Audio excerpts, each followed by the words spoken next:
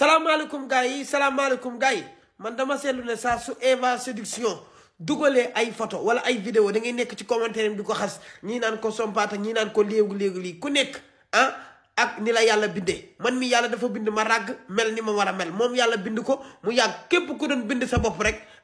doo juum te ku nekk li ngay xasee sa morom boo ko xoolee ci sa bopp mi ngi ci wala mu nekk say famille en tout cas daal Eva Séduction toojul kenn deful kenn dara ku nekk amal droit far fu la neex ànd ak ku la neex mais xas sa beeg wax ju ñaaw jeeg kokkali bi jëru ko.